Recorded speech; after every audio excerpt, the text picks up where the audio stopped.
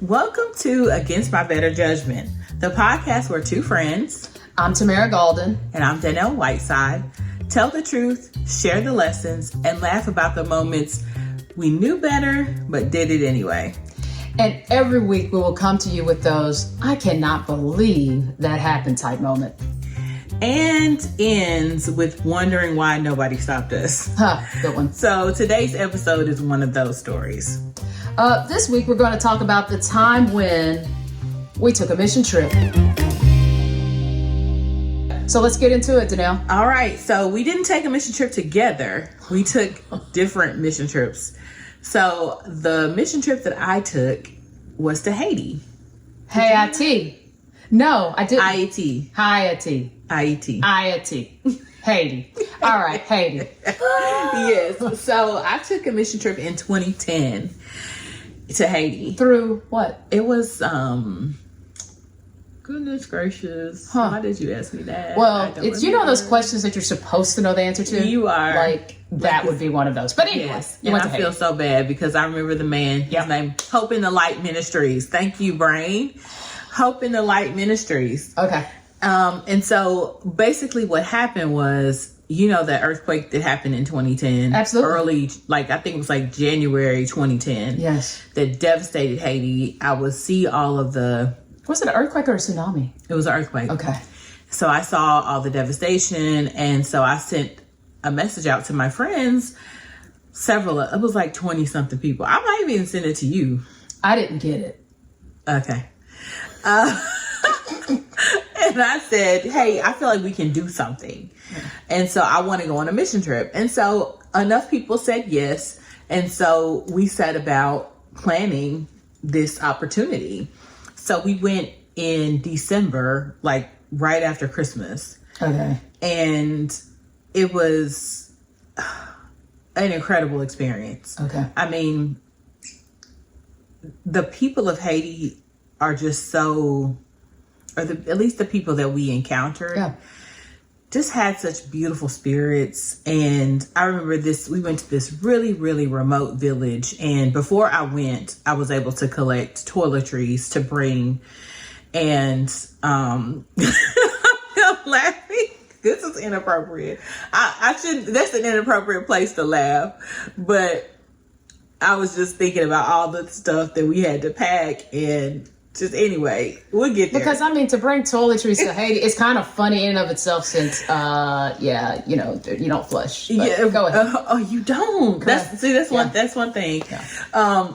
It was like memories like that just made me laugh. Oh, yeah. So we'll talk about those. But anyway, we went to this really remote village and we passed out the toiletries, and they wanted us to come into their homes. Yep. Because they I guess, in a sense, if you're giving something to them, they want to give something to you, even though they may not have, much to give. They want to give. So they invited us to their homes. They shared like whatever they had, like little snacks or whatever.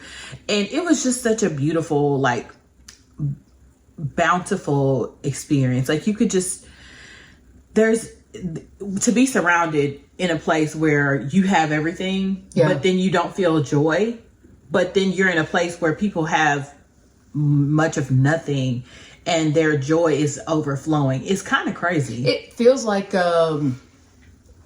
we should practice maybe a day a month of just being our best Haitian. Okay. Like that is so true, and we have so much. But just that kind of gives me chills just thinking about that word. The word comes to mind as you speak is gratitude. Yeah, just the gratitude that's like your wellspring that just like comes out of you with almost no effort. So it was the best thing. But I'm laughing because it was just so many things that were funny. Like when you said don't flush. So when we were there in the home that we stayed, they told us, if it's yellow, let it mellow. If it's brown, flush it down. So they said that in the country. Dyersburg, Tennessee, that was a rule. That's not Haitian. They don't own that. That's straight up Dyersburg. Well, I had never heard of it until I got there. So, if you do number one, it stays in there. If you do number two, there is a bucket next to the toilet filled with water, and you put the bucket of water into the toilet, and that's what makes it flush. It's not actually flushing. Okay, I got you. That's brilliant. It is, but also like, what the? Don't worry about it. Anyway, but it worked. We went into Port-au-Prince, into the markets, and so we had the group that we were with. There was 2 guys that were super cool, and they took us into the markets, and they were like, "Look, don't keep your stuff with you. Like, stay with us, because you clearly are. They know you're not Haitian, so don't even, like, you're not even gonna blend in. Stick with us." And so we went in the markets. We got some shoes that were like, I got some knockoff Pumas. They were like $3. It's like, but why? Why you get some Pumas without they're like with an N, like one of the humps on the M gone. Pumas. I mean, get out of here. So, it was just some really funny moments too that just like, it just made the trip just that much more special. So if you've never had the opportunity to do a mission trip, I would totally recommend it. Yeah, I will say your mission trip was like you were living like in the Four Seasons. I mean, oh, you think so? Oh yeah, it wasn't my first mission trip, but it was my first mission trip overseas. I did 2 months in Senegal, and it was through the International Missionary Board. I know who I went through, so. But I'll tell you, the mission started when I left. So this again, this is my first international travel. So I was going we were meeting people from different places, but there are like 3 people from my university that were leaving with me. Okay. So we had a layover in, I think it was Columbus, Ohio. Cincinnati. Got a layover in Cincinnati. I had an uncle that lived in Cincinnati. So my uncle's excited to see me. He's going to come get me during my layover, go eat lunch during the layover. How long was the layover? Not long enough. Not long enough. So we go eat lunch. If his car doesn't break down on the way back to the airport. So here I am, young me, going on my first mission trip to Africa. Okay, Air freak. So, and here's this broke down car. I am hot. This man calm. So, nonetheless, I had to figure out how to get on the next flight. This means I'm flying by myself. Oh wow. Young me flying from myself the rest of the trip to Senegal. I'm up for it because I'm like, just don't call my mom. Mom's gonna make me come. She's gonna be like, bring your tail back home. Yep. So I was like, okay, we can't call my mom. So I make it to Senegal, get off that plane, walking in dirt. I'm like, where's the runway? You see daylight when you're stepping down, like President Biden walking down those steps. But anyway, I get out and I'm hot and I'm nervous. The man in front of me, like it's a man in front of me and another man. And they're standing with guns. Mm-hmm. And the man, he comes to you, he says, "Where'd you go?" And when he does that, the other man says, wherever he's going, in Jagañao, which is where I was going. And I'm like, crud, I don't know where I'm going. I know I'm going to Jagañao, but I don't think I'm supposed to say that. So the next man goes, he said, "Where you go?" He says, "U.S. Embassy." My man. That man comes up, it's my turn. He said, "Where you go?" I said, "U.S. Embassy." I got in that line. I had a number to call. People are swarming me, asking me just... My luggage is missing. My luggage was already went in front of me. Mm-hmm. So here comes I guess they're like leads or something. Missionaries that are already there. They find me. Somehow they find me like 6 hours later. Praise God. And it's like cattle, like it's stuff just smells and feelings. And I just knew not to talk to these folks. I didn't know what to say. So I'm waiting. Here they come. All right. We get in this car. This car is gutted. Like, just think of a shell of a car. That's all you need. I mean, I can appreciate order. No order to the system. Like, there's no designated side of the road to drive on. Like, you can have 6 cars driving on the sidewalk and 1 car in the middle going another direction. They only drive us so far until we get out and get on a mule in cart. You gotta it was not covered. It was not covered. It wasn't covered by anything but the blood of Jesus. Because, I mean, and I'm like, okay. So that's just me getting there. We were there to teach people how to read. So the first 2 weeks I learned how to speak in Jaganyao. And then... Do you remember any of that? No. Okay. I think I can read it. I think I can probably read some of it, but not.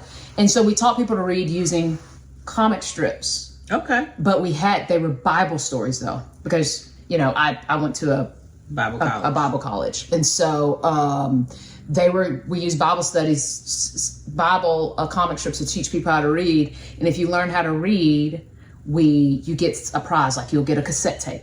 Then if you can read more, you'll get the cassette player. And then the ultimate is we can come play the Jesus film in your video with a generator and hope we don't get caught. Because it's a closed country. So yeah, that was that. I don't know why that's funny. Mission trip. The ultimate prize is Jesus. Yeah. That's the ultimate prize. Ultimate. Yes. They don't see film strips, and this is straight up film strip. You remember the film strip thing? Like when you were a kid. Yeah. This is straight up film strip. They don't, no TV. You're in a world with no, like when I said the 4 seasons, we slept outside literally. And you said dumping water in a hole. What's that? We just had a hole. So we had a toilet. You had a hole. Correct. Wow. Correct. No dumping water, because water was it was very scarce. Like we were in a dry season, so we went days without water. Wow. No, thank God. I couldn't have made that. Yeah, experience. You could have. Thank God for God. Yes. I will say though, you brought some memories back when you were telling that story. So when we got there, my luggage didn't make it. So, but it was like the baggage claim was like a room the size of a standard living room. Like it was very small. And your bags were just like in piles, depending on where, what flight you came in from. And it was just like hundreds of people just like coming to you, like asking you, do you want to ride? And so we thankfully we were able to find our person, who had the sign, with our names. And then my luggage didn't come till the next day. So, but we also had these totes because we donated the clothes that we wore. We donated. Why are you so silly? We donated the clothes that we wore when we left, but like we donated everything, right. Like underclothes too. Well, that's the point. Yes. And when I left, I was like, that's probably not. Yeah, it is, because let me tell you, I'll tell you, and you can tell people wear anything. I'll never forget the guy walking around with a shirt that said, "I'm on my period."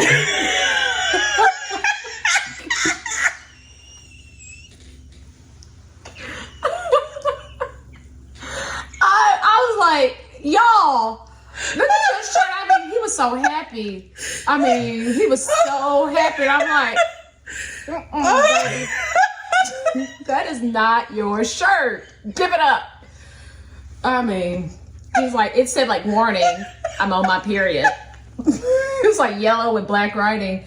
It was so funny. Thank you. Oh my God. Yeah. This stuff, you can't make it up. He was happy. You cannot. Did you have, so while you were there, and I say you were right, because you can, like washing the clothes. Like for us, we had someone that came and washed our clothes. But, you have to iron them. Did you realize you have to iron everything? No. Yeah, the reason you have to iron them is because when the clothes, mind you, you were in the 4 seasons. I was out in the seasons. Yeah. Because everything had to air dry. Yeah. And they had to iron it, because if you don't iron it while it's air drying, the flies lay eggs on them. Girl. And boy, did we learn a lesson. So one night, we wake up to somebody just moaning. And I didn't know what kind of moan it was, but I knew it was distress. I'm like, surely I'm not here when one of these women having a baby. It was somebody in our group. And we started investigating. It was just this pain in her butt cheek. A huge pain in her butt cheek. So we had a brave nurse with us. She's like, I gotta look. She looked, so we all looked. We're like, and you can see something just pushing on this woman's skin, just pushing on her skin. I am horrified. You should be, because I won't say her name, but she peeled the skin got real thin. She peeled it back, and it was larva. It was like a real maggot. You didn't go on a mission trip, girl. You just went on a trip. You just went on a trip. But, well, so these rules are there for a reason. Oh my gosh. Which brings me to, you know what? It's time for my favorite segment, Against My Better Judgment. Which brings me to rules that are there for a reason when you're in other countries. It brings me, you remember that case where the bald kid went to another country? Was it Leangelo? I don't know which one. That's why I'm not going to say a name. Because we don't know which one. Yeah, but one of them stole those glasses. Oh, mm-hmm. And everybody's upset, like, oh, he going to prison with stealing those glasses. That's the rule. Yeah, when people in that country, you steal glasses, that's the rule. Yeah. You don't go somewhere. I mean, you don't go somewhere and think that's the thing about Americans, is that we are very self-centered. And we feel like we go to somewhere else and they're supposed to abide by our rules. Yep.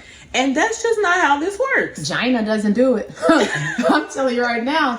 Like poor Brittany Griner. I know. I read the book. I felt bad for her. And I'm glad she got out. And I hate it happened too. Yeah. But did you read the book? No. Oh, it's incredible. Really? You need to, for certain stories, I like audiobooks because you get to hear it in there. Is it her? Is she reading it? So she read the first couple of chapters. Oh, the WNBA season probably started, so she had to stop reading and go work. Maybe so. But it was just so emotional, and the stories that she tells about being in prison and the women that she meets and how one of her cellmates was actually a plant to spy on her. It's crazy. It's crazy. Yeah, and there was uproar because we still have to know what to get in an uproar about. Mm-hmm. Even if the rules of another country aren't akin to ours, that's still something to get into an uproar about. Yeah. However, if these are the rules that someone enforces with their own native citizens, you almost have to enforce them, especially if not more so when it comes to people who come into your country. So I think, against a lot of better judgments, it's like, when you go, know the rules and follow them. Like the young man who, I don't remember what country it was, but he came back like a vegetable. That he had stolen a poster. He took a poster off off a wall in a public place. And, could you imagine, he died soon after returning to the United States. Oh, no, I hadn't heard that. You've got to go, know the rules, and people abide by them. It's like that talking to that you get when you're little from your parents, like, we're going over here. Don't touch nothing. Don't ask for nothing. Don't. You're not getting nothing. Won't. You have to treat other people's things better.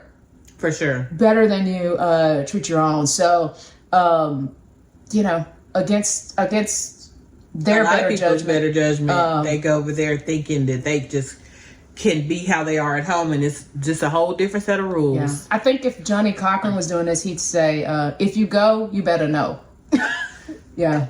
How about that? That's a word. That's another word. Yeah. If you go, you better know. It's important. Yeah. Because I don't practice that kind of law. And even if I did, I can't get you out because I don't practice in that country. We can't. So sorry. And we don't go to university there. No. So that is interesting. And, there's so many things that happen in other countries that, we just don't even. I will say, against my better judgment, though, when I was in Senegal, if I was hot, one day I was just so hot. And people were walking around in these bags. Again, I was in the seasons, you were in the 4 seasons. Bags, think of a Ziploc bag, but it was not that. So think about saran wrap, figuring out how to get liquid in it, make it tight, and it's red drink. That's what we're going to call it. red You pop. don't know what was in it? Red drink. And people would get, people who are Senegalese, they would get it and they bite the end off of the tip and suck it. That's how they drank it. Think of, you have juice boxes. We had these sacks. Yeah, a bag. Oh, and they were cold. You could see the bag sweating. Oh, girl, I was just so hot. I was. And I looked at the people who came with me that didn't look like me. And I said, Lord, be with me. I was so hot. I gave that woman probably was equivalent to a quarter of a penny. And I bought one of those red drinks and I sucked it. It was so good. Until my bubbles started. My stomach. Toe down. And toe up. Yeah. Wow. So against my better judgment, I took that red drink. But I will tell you. Oh, I have an against my better judgment story in my mission trip too. Go ahead. No, I'm done. Okay. So, mind you, we were there a little over a week. So you're right. We had very different experiences because you were there for 3 months. 3 months. There's no way. But we were there for a little over a week. You're on a trip. I mean, comparatively, I was on a vacation. And so we didn't really spend any money because, you're on a mission trip. You're not there to shop or whatever. And so when we came back, we all had a layover because we all flew to Miami to then fly to Haiti. So we all had layovers in Miami on the way back to fly home. And it was a one night layover. Okay. So we all got hotels, and Who then booked y'all's travel to where you have to lay over and sleep somewhere? Who did that? I did. See? Anyway, so we go to South Beach on our layover, and we all go to one of the restaurants on Ocean Drive, it's Ocean Drive or Ocean Avenue. I think it's Ocean Drive. I think it's Ocean. I don't know. Anyway, so we go down there and we go to a restaurant. And so the waitress comes, she tells us the specials. And so it was like basically like seafood paella. I was like, okay, this sounds good. So everybody orders the seafood paella except my best friend, Jati. She decides she wants to just, she gonna be basic. She gonna order like, that's right. Chicken Alfredo or something like that. That's what you do. So we were kind of like laughing at her. Mm-hmm. Until when? Till that check came. I thought that specials meant special price. So I got that bill. And again, this is 2010. Don't have that much money. But if you don't have that much money, you need to know the price. Since when do you... That's why I was against my better judgment. My better judgment should have been ask how much the special is. But I thought special meant special deal. No, those mussels made it special. It was special, like $150 special. Yeah. We hadn't spent $150 the whole time we were in Haiti. Right. And so, it was just a crazy juxtaposition from like being in Haiti and spending like $25. Yeah. For and that was probably generous. Include your hotel. To then going and spending $150 on one meal. That was crazy. Yeah. No, won't do that again. No. Ever since, if that's the special, how much is the special? Oh, always. Like now I know the restaurant. I know when to ask how much the special is. Because I want to slick not have to. But like if I'm I won't start naming restaurants, but some restaurants I know, they know to say, if I'm still waiting, when you finish with that special and I'm still looking at you and waiting, as a waiter or waitress to give me that number. Give me that number. Ah, that is funny. Speaking of funny, and this is so I'm thinking now of another mission trip I did. And I was going this was through Born Again Church. Mm-hmm. We were going to Jamaica and we stayed with Miss Ivy. But anyway, we went to, again, when you said Miami, we came through, we had a layover in Miami because I remember we went to Little Havana. And lo and behold, when we got to this layover, our flight got delayed. And people Going don't there or coming back? on our way there. Okay. And people don't know what to do when flights get delayed. But I know what I'm not going to do. I am not going to get a Delta blanket or a whatever blanket and ball up in this chair. That's what I'm not going to do. So I put on some kind of hat and I'm like, where's the voucher? Like, where are we going to stay? Where are we, you know, what is this? So we get these vouchers for food and a hotel. So we started with the food. So we went to Little Havana, had a great meal. It was not $150. But the problem, I'm glad we started with the food. We should have started, against my better judgment, we should have started with the hotel to see what this hotel looked like before it got dark. We stayed at this hotel right next to that airport. And it's like you could pay by the minute. You could pay by the half hour. You could pay by the whatever. So against my better judgment, I followed my stomach. That meal was delicious. And, you know, Hoppin' John's, you know, Johnny Cakes. It was delicious. But against my better judgment, I should have started with, what does this hotel look like, to see if I'm going to have to go back to this counter and get some more money added to this voucher. So against my better judgment, I should have started with the food. So did you stay there? Yes. Oh, no. Yes. Why? My eyes were like this. I was up all night. You didn't want to lay down? No. You know what you're going to get up with. At hotels, I don't like cloth stuff. I see. Like, I have this thing, before bed bugs were a thing. It's something about cloth stuff. Like, it needs to be slick. I need a leather or something that you can blow out, wash out, wrench out. White, you know, all that. White. Yes. Yeah. So, no, I didn't. So. That's hilarious. It is. So, what else you got? Well, let's talk about our favorite segment. The time we knew better but did it anyway. Or the time that someone else might have known better but did it anyway. I'm going to tell you right now. I heard from a good source, her father, or maybe it's her mother, Malia Obama dropped her last name. What? Yeah, so she has started, those kids have done well. They have. I am really proud of them. They are America's family, yes, for real. Yeah. They have really done well. And, you know, I applaud the parents for, you know, keeping him. And the grandmother, Michelle's mother. I was just about to say, we can't forget Mama Robinson. Yeah, steady. And I'm still going to that word steady. Yeah. They are, because they are. But Malia has just, she has produced a film. It was at one of the film festivals. And she used I don't know if she has a different last name or she's just going by Malia, like Brandy. You know, I'm not really sure. But she has dropped her last name. I'm going to tell you right now, I wish I could pick it up. Like, no, that's right. You know what? I wish you could have auctioned it at Dannelle Obama. Yes. Tamara Obama, Tammy Obama, T.O. I mean, you can just call me Obama. Like, my firstborn will be named just Obama. Obama. Yes.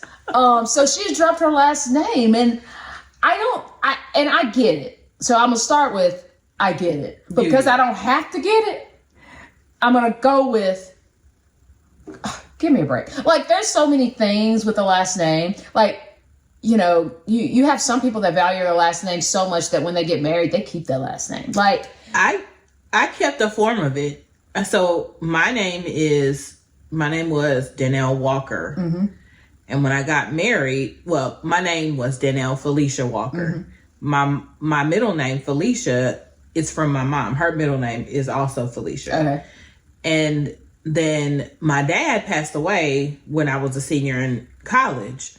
So I felt that was my connection to him. So then when I got married, I decided not to drop anything. I just added. But my middle name is I have two middle names. So Felicia my Walker. name is Dannelle Felicia Walker Whiteside. See, some people just take everything. Like, you have everybody's, like, I mean, that, like, It really helps if your sons want to do family names because they have Walker. Walker would be a good first name. Oh, that would be a good first name. Yeah, like Walker, Felicia. Yeah, because by they got then, options. Bye Felicia won't be a thing anymore. I hope. So, and then of course Dannelle. But what you don't, the things with those names, like when people take the names and it's like I think about like May Ernest, like when May Ernest. Yeah, back in the day when the women would name their daughters to have the daddy's name in it. Yeah, like Willie Mae. Perfect example. Just May. Yeah, you don't need to be Willie as a woman. You don't. May Ernest, Willie Mae. Wilhelmina, I could get with. Willina. Yeah, but Willie Mae. Yes, like just pick a side. Yeah. Like it's one thing you have no idea what's about to come out, and that baby just looking like it got all kinds of organs, and you just don't know. It's like, okay, we're gonna do Willie Mae, and we're gonna drop one of them. You got to come up with something, and then when you really find out, like that's girl hair, drop that Willie. Drop that Willie and just be Mae. That's but in any event, would you drop? So I know she's probably trying to assert her own identity. She is. I get it. She doesn't want to be Obama's daughter when she walks in spaces. But the thing is, and so like for instance, when my dad was a professor at a university, and I had the option to attend that university, but I didn't because I didn't want to be Dr. Walker's daughter everywhere I went. Mm-hmm. Like I just didn't want that. But what you don't realize is and she'll see this in hindsight, I hope, that number one, there's no escaping who you are is who you are. And your lineage is your lineage. And that's your inheritance. Yeah. Like over time, she realized that's not something to hide from. That is absolutely something to embrace. Yeah. I come from a legacy that is something to be proud of. And I realize that now that I'll give anything to be Dr. Walker's daughter because he was just an amazing person. And, but you don't get that when you're trying to become who you are. And she's not really getting what she thinks she's getting. We grew up with you. It's like watching the Smurfs right cartoon. Like we know who you are. Like you can wear big, like Malia. Hey, Malia. But when I think about it also, I think about, I'm of an age now, like if I were to get married, would I keep my last name? Probably. And the reason is this. There was a lot of things that people sacrificed before me with this last name. And there's a lot of work that went into the things that I'm able to have with this last name. There are some things that I couldn't have gotten without this last name. And I think our parents work so hard to better the next generation to where you deserve. They work for us to get a step up and a step different from the step that they had. So take that step. Like you got that. Like I would be working for my kids to have a different step than what I had. Yeah. I work for you to have a different level in the game, a different level. So take that step. And the only thing I charge you with is make that step better for the next generation. When you talk about legacy and things that keep giving, you want it to be something in the name. Yep. And I value that. But the nice thing is if I'm Malia, even if I got married, I'm not hyphenating nothing. Like I'm not going to be a Obama Jones, but you can take my last name because what we're not going to do is hyphenate this Obama. I'm totally different from her. Those kids, But you never know. You don't miss what you've always had. You can't miss what you've always had. So they don't know yet what it really, that they have a card in their back pocket. They can just wham. They know. Because I'm going to tell you right now. They may not appreciate it right now. There you go. Maybe. Because I'm going to tell you, to be a producer of a film, I'm going to tell you right now, that was Obama, baby. That wasn't Malia. Yeah. I hate to say it. That name's common. I mean, there are things that were happening that they may not be able to appreciate. Right. Because of that last name. But regardless, I love the Obamas. Because I love the Obamas, whatever they do is fine, but it is call them Malia. We gonna accept it. You will always be Malia. You will always be Malia Obama. And there's nothing you can do about it. Yep. So. Yep. Well, I think what we'll leave you with today is that about service. Yeah. And going back to gratitude, and that sort of thread weaves in, even with change with your name. Just being grateful for what you have and that then you can give to others is just an amazing thing. But also then realizing that there are people who, even if they don't have the name, that they have to give from their heart, from their wellspring of joy. And it's just an amazing thing to behold when you give of yourself to other people. Agreed. And I just say, spend some time and just see how many times you can say thank you. Throughout the day, regardless of how you feel, just think of how many times you can say thank you. And I thank you, Dannelle. I really enjoy being a part of your family, being introduced to your family, being invited. I thank you for being born. We celebrated your birthday a few days ago. Shout out to my mama. Yes, thank you.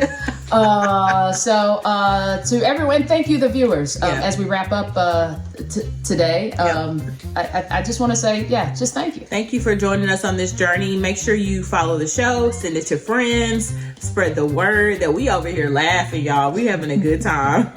And stay connected. Make sure that you email us, say hey, give us any ideas that you want us to know. But be sure to email us at againstmybetterjudgmentpod@gmail.com. And then follow us on Instagram at Against My Better Judgment Pod and Facebook at Against My Better Judgment Pod.